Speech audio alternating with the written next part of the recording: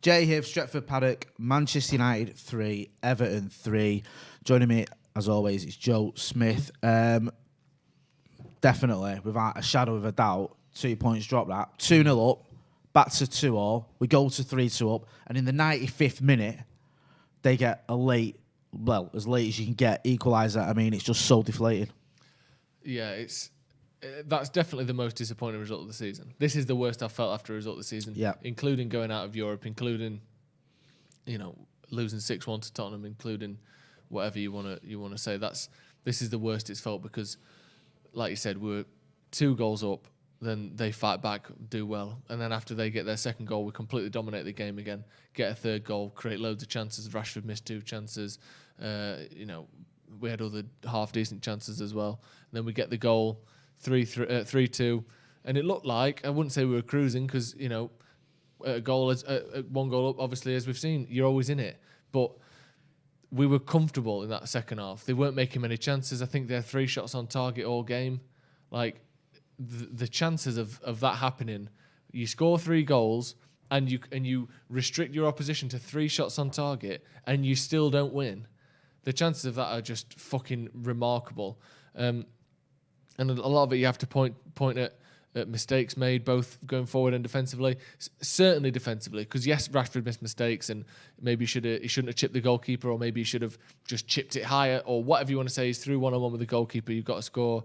He has the other chance as well, where he's sort of arriving on the ball and then doesn't take the shot and cuts back onto his left foot and puts the shot wide.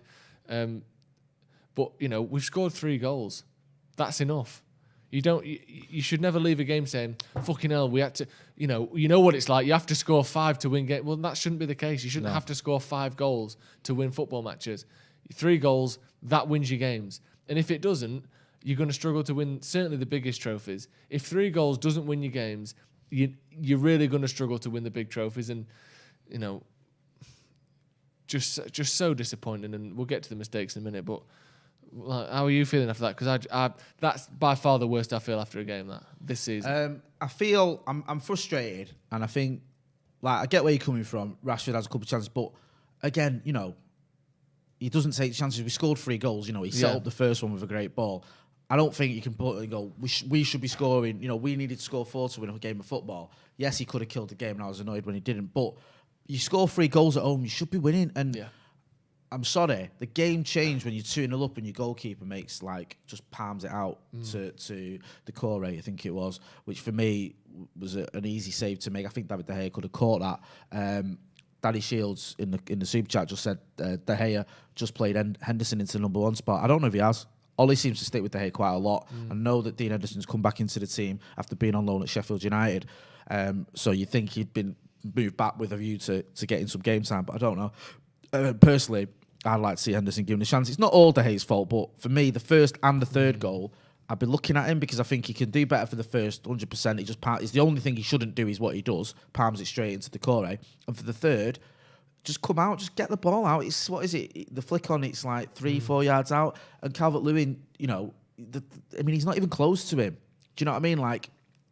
As soon as that ball's coming over, I want to see him get on his toes and just going out and make himself big. And he doesn't. He sort of, to me, it felt a little half-hearted the way he came out there. We're just seeing Bruno's goal as well on the replay. It even worse, doesn't it? It does, because that was a fantastic goal, and now it just feels like not meaningless, but like it's just going to be forgotten about, because the narrative of this game is the fact that we've thrown away 2 points because there's no way to look at it. You're 2-0 up, or then you go back to 3-2, and then 95th minute, if we have got any chance of mounting or sustaining a title challenge, then something's got to change, and it's got to change quickly, because we can't keep shipping goals like this. You look at, yes, we battered Southampton and we got a clean sheet against Arsenal, but Sheffield United, sloppy again. All right, one of them goals should have counted. Today, just sloppy. We saw it against Fulham, who were struggling at the bottom of the table. A pretty basic goal to give away. It just feels to me like this isn't a title-winning defence.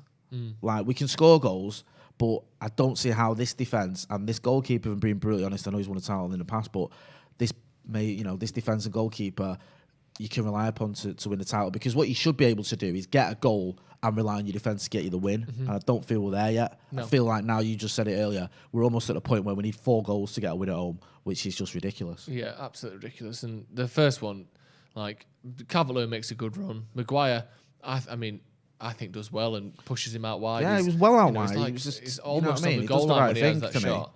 And De Gea just palms it into... I mean, regardless of the fact that Doucouré is there, even in a world where Doucouré isn't in the box, there's no one else there. Yeah. You're palming it straight into the middle of the goal. He knows as a goalkeeper, you either palm it, let it come across you and palm it away, or you fucking catch it. Yeah. You don't palm it straight into the 6-yard box. That's just awful goalkeeping. Any goalkeeper at any level knows you don't palm it into the 6-yard box, into the middle of the goal. There was a phase when he first came to United where he did this quite a lot. We see again here. Calvert-Lewin's basically on the line when he hits that shot, with the outside of his right foot, with no power on it. And De Gea, standing on his line basically. Does he go to catch it? I can't even see what he's doing. We're just having a little look here now, so we're just seeing what... So Calvert-Lewin gets past Maguire. He's well wide, Calvert-Lewin. I've not got an issue with... Calvert-Lewin is in no danger of scoring here. No chance of him scoring. He flicks it. And De Gea just palms at it. He just palms at it with his left hand. And then, Luke Shaw could maybe be closer to Doucouré. Maguire could maybe be closer to Calvert-Lewin. But, that's De Gea's blunder there. And the second goal, I think there is less fault to be dished out. Obviously, every single goal... We've got to get tighter to defend to attackers there. Every goal can be... You know what that reminds me of a little bit is the Sheffield United second goal. Yeah. Where there's loads of people in our box with loads of space. Doucouré's got all the time in the world to pick out James Rodriguez, whose first touch isn't amazing. No. It's all right, but it's like...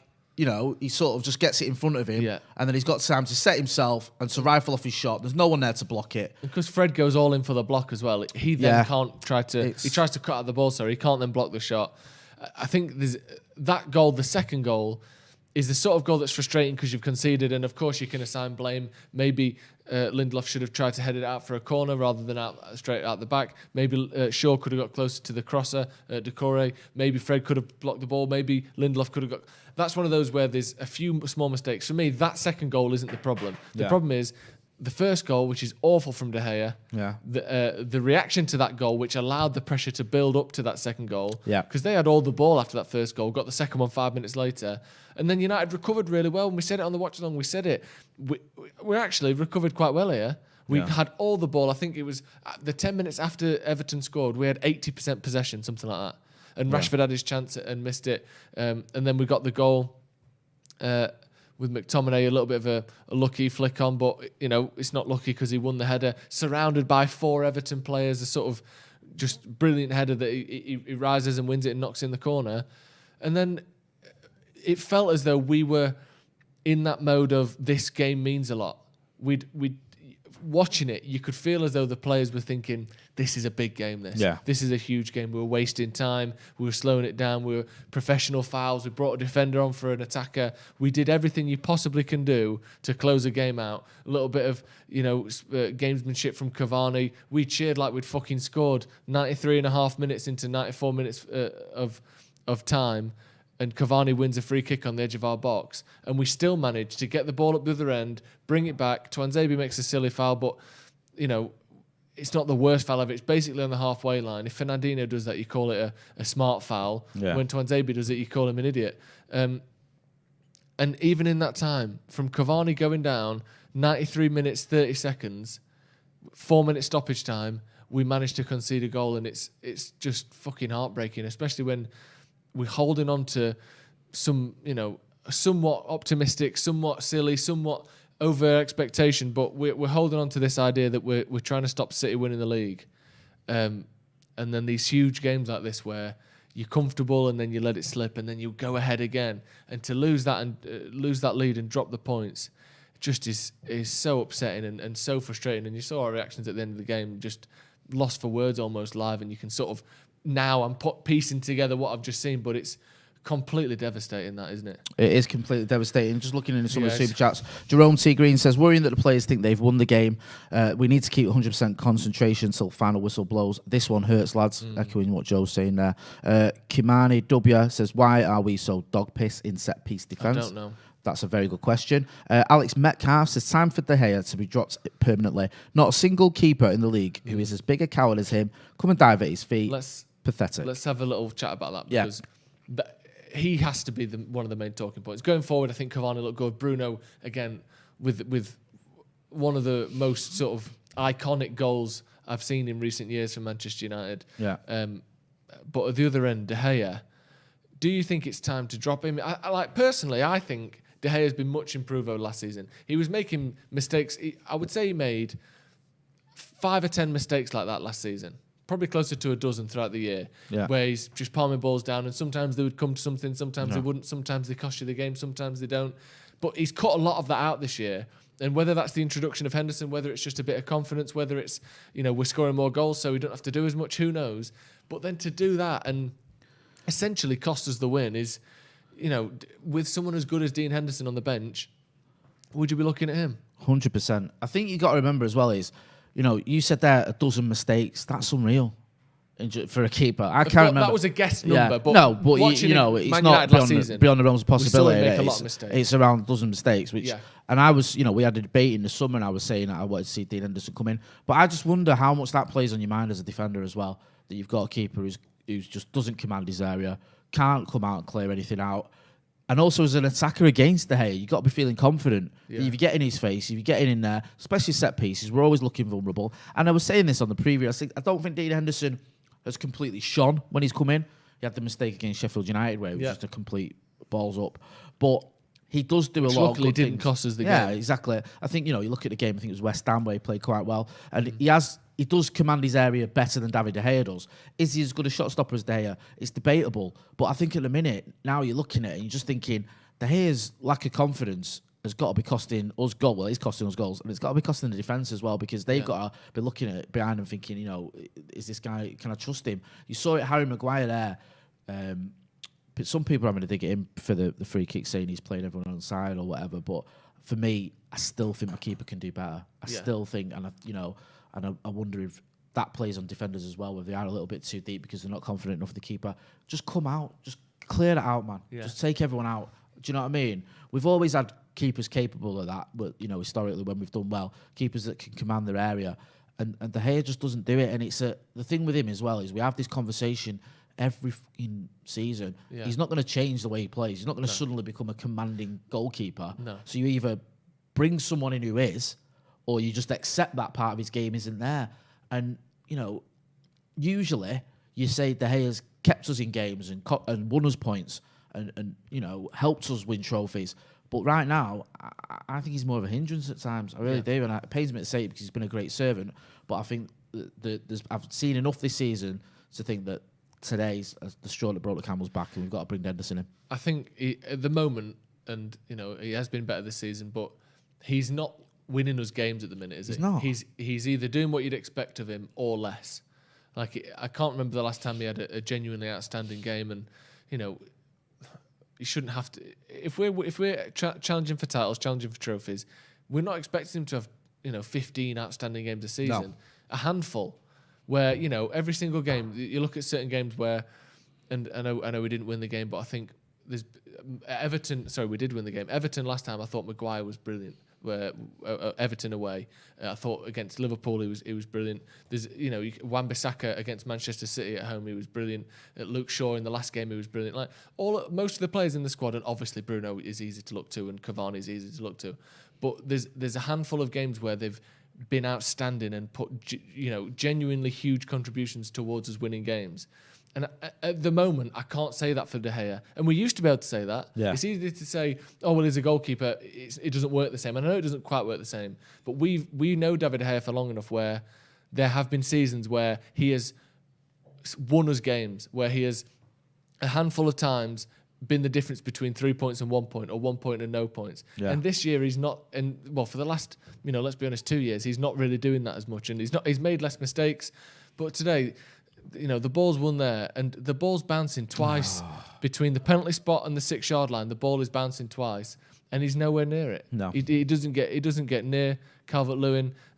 He doesn't come out quick enough. He doesn't make himself I mean, I say he doesn't make himself big enough. He can't be bigger than he is. But he doesn't close the angle because he's not close enough to him. No. He leaves more goal to shoot at.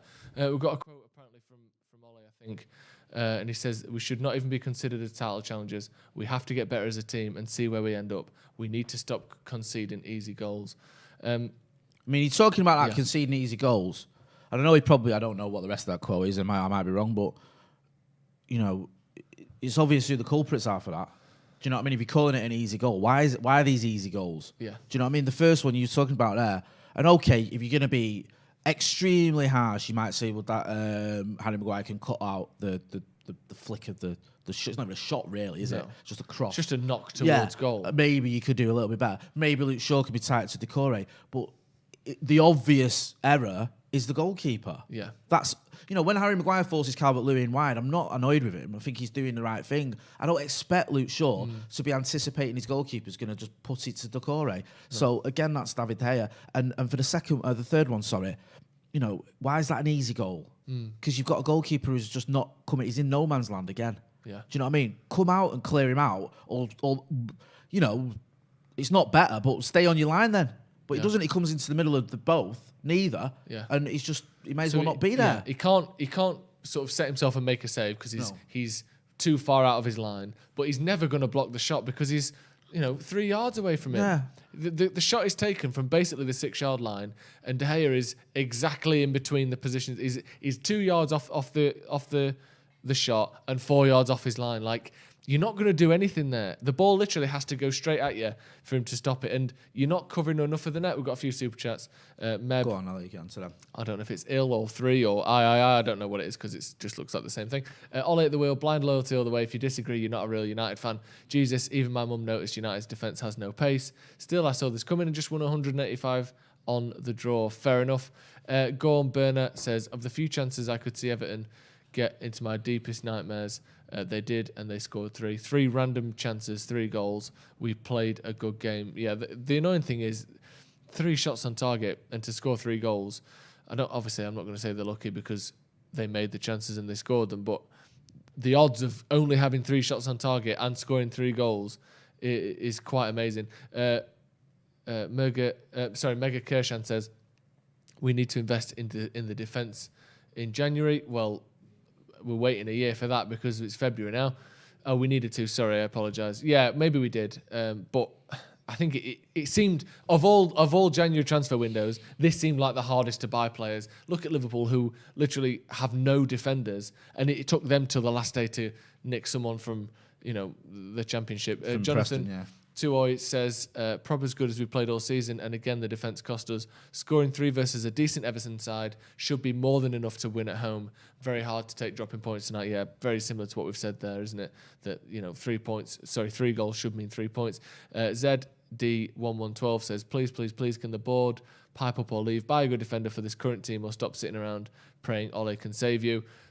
Yeah, I don't think they're going to leave, are they, anytime soon? So you might have to keep hoping there, unfortunately. Anthony Jones with the super chat as well. We were not able to instill calm in the defensive midfield in the second half. We were crying for Matic, but no subs. Then last 10 minutes, we were in the lead. Get Matic on, no subs. What the fuck? Well, we did bring Tuanzebe on, so there was a sub there. But yeah, it was our game. And obviously we brought Fred on in the first half. Used the fucking bench. I mean, he brought 2 of his 3 subs on. So yeah, I asked for Matic. People are questioning the sub of Tuanzebe. I've seen it on socials in the 93rd minute or whatever it was, 90th minute or whatever, bringing him on and why did we do that and da-da-da. And I kind of got it. A, it's to run down the clock a little bit, and B, you know, you're bringing on an extra defender when you're sort of defending a 1-goal lead. So it's pretty logical. It's not like the most illogical move you've seen. And then people going, well, you know, look, Tuanzebe gives away the foul, but again, I still think that we should be defending that better. We should. That free kick from there, it's not like it's a free kick, gives a foul away on the edge of the box. No, it's like 45 yards out. Yeah, they bring their goalkeeper up. We should, I still feel like we can do better there. Yeah. And I feel like, okay, you can say, I've not seen it properly, but there's some screenshots which don't always tell the full picture, so forgive me if I'm wrong, saying Maguire can do better because he plays on onside, sorry. But, and I know I sound like a broken record, but the Hayes, for me, just got to, clear that out, man. I feel like I'm expecting a goal every time we have a set piece against us, whether that's a corner or a free kick like that. We saw it against, was it Villa? Sheffield United as well. Sheffield United. Southampton away. Just these set pieces. Southampton at home last season, last minute again. Just these set pieces. We're just not dealing with him. And I think we need a more commanding goalkeeper who can just clear out people. And I know that sounds a bit basic, but it's true. Just get hold of the ball, just punch it, just do something with it. Clatter into an attacker if you need to. You're always going to get the foul given against the attacker, even if you take him out. That's just the way football works. Yeah. The goalkeepers are always protected. Just do something. I mean, I'd rather you did that and gave away a foul than just concede a goal, because that was just not good enough. And it's, that and the first one, I'll just have to look at De Gea. And I know it's a collective, and again, it's not just one player, but it's just so frustrating to score 3 goals. And, we're showing out Marcus Rashford's chances. He did have a chance to wrap it up, and he should have took one of his chances. Could have gone through the goal. Yeah, I think he should have wrapped it up. And, he's not completely blameless. But again, we score 3 goals at home against an Everton side that are good but not amazing. We should be winning that game. Yeah. A few more super chats. JJ Steer 91 says, Xhaka's goal a couple of years ago back ended De Gea. I'm not sure about that, but there may be a coincidence there. Alpha Omega says sexy beasts at the helm. Maybe, don't feel like it though, does it?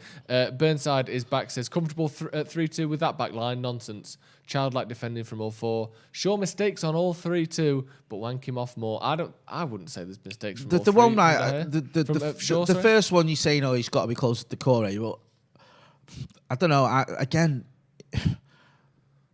The goalkeeper should be dealing with that. Yeah. Do you know what I mean? Like, the goalkeeper literally puts it in the worst place. You can put it off a soft shot. It's not even a shot, like a cross. Yeah. The third one, it was actually Fred who was tracking Decore, I felt, or should have been tracking him, and then leaves him. And then the ball into James Rodriguez. I don't think that's necessarily Luke Shaw's fault. And then for the final one, I don't know how that's Luke Shaw's fault. The final one. No. I'm struggling to see the blame for him on that one at all. Bruno with a super chat. Give away 2-0 lead too easily to be considered title challengers. Set pieces costing us again, and De Gea just wasn't brave enough. Essentially what Ole said there at the end, isn't it? Luke Waters with the super chat. De Gea is so timid, scared of getting hurt. I think there is that. That's been the case his whole career, hasn't it? But let's be honest. It is true. Yeah, my amateur said, the lack of a single DM pivot who can act as a centre-back is hurting this team. We cannot properly unlock our attack since we have 2 holding mids, a proper DM slots as a third centre-back, so we wouldn't bring on Axel. I mean, we scored 3 goals today, so I don't think the attack was the problem in any regard. Scott Williams with the super chat, absolutely gutted about that result, but thanks for the laughs along the way. P.S. Joe's hole is right. I didn't fart. That was someone else. But thanks for watching. Yeah, cheers, mate. Ross Murphy. Can't believe, after remembering the babes and seeing such an absolute wonder goal from Bruno, we have to talk about our rubbish, about our back line and the keeper where Luke Shaw probably the best of a bad bunch. Danny Shields, quite a few super chats to get through here. Go through people calling out for a defensive midfielder obviously didn't watch the match. Scotty was great tonight. Always there for the outball. This was on De Gea. Sean Thomas, the biggest worry is the effect of having a flaky captain as a centre-back has on the whole team. The weakness in our mentality flows from top down. Fergal McClements, De Gea, fear of contact costs us more points. This Danny's shot stopping makes us by miles. That's kind of what we said before, isn't it? Michael Tomko, no subs till injury time. Well, we brought Fred on, so that's not true. And then Twanzebe came on at injury time. And we were 3-2 up when he came on, and then I don't know why does he insist on doing this kind of thing match after match. This match was screaming for fresh legs. I saw a stat earlier that the first substitute, average minute of first substitute, Manchester United were like seventh highest out of 20 in the league. So Solskjaer doesn't start making subs, really anything earlier, any later than pretty much any other manager. So that whole thing of him starting subs late isn't necessarily true. Kimani W. Kepa's handling has give us a blueprint. Drop him. I think he means the keeper's handling because Kepa plays for. So we're dropping De Gea because of he's got it from Kepa, maybe. Not a single one of our players knows how to take care of the ball. They panic at the end of every game. Defensive coaching is pathetic, to say the least. Weirdly similar to the Liverpool, how Liverpool were pre-Van Dijk. Excellent going forward with a proper standout player in Bruno, but just lacking a proper dominant force at centre-back. Quite a lot of super chats today. I may have gone a bit off board there. We'll win the league with another defence, though. Oh, wait, still progress. Samuel Whitcomb. De Gea cost us 3 points against Sheffield, 2 points here. He used to save us 10 points a season. Now it seems like he costs us 10.